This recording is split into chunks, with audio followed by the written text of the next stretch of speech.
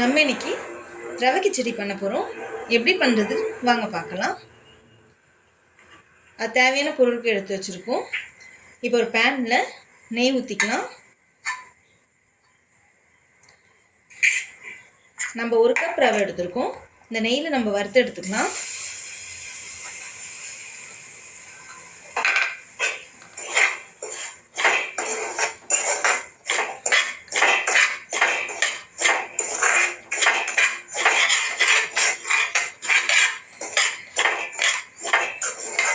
ப்ரௌனாக ஆகிற வரைக்கும் வறுத்து எடுத்துக்கலாம்.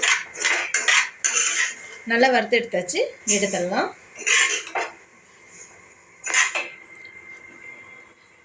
இப்போ நம்ம அதே பேனில் எண்ணெய் ஊற்றி கடுகு பச்சை மிளகாய் போட்டு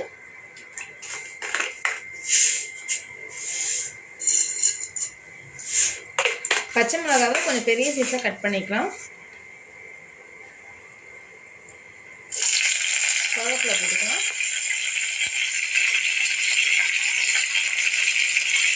பீன்ஸ் நம்ம சின்ன சைஸாக கட் பண்ணுவோம், வித்தியாசம் தெரியாமல் சாப்பிடுவோம், அதுக்காக.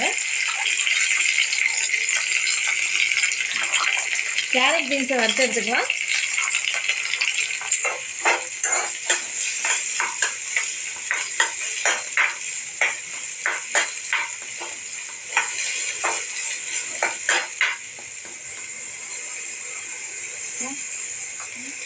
தேவையான அளவு உப்பு, பெருங்காயம் தூள் கொஞ்சம் போட்டுக்கலாம்.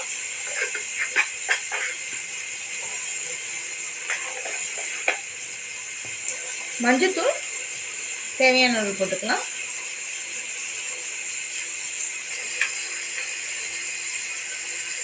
இஞ்சி பூண்டு பேஸ்ட்டு தேவையான அளவு.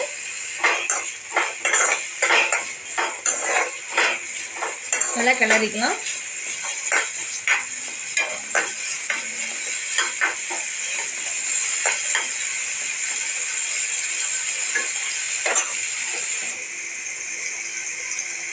எந்த கப்பில் நம்ம ரவை எடுக்கணுமோ அதே கப்பில் 1 கப் ரவைக்கு 2 கப் தண்ணி ஊற்றிக்கலாம்.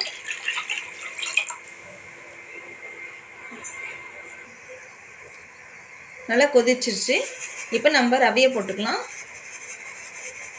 ரவையை போட்டோன்னா டக்குன்னு கிண்டிடணும், இல்லைன்னா கட்டி கொடுத்துரும்.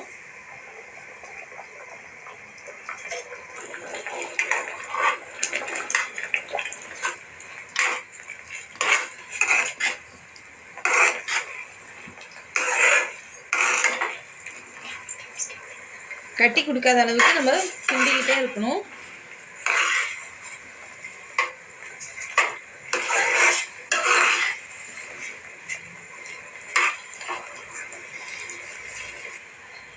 கிச்சடி ரெடி ஆயிடுச்சு. நம்ம சட்னியோடு வச்சு சாப்பிட்டோன்னா டேஸ்ட்டு நல்லாயிருக்கும்.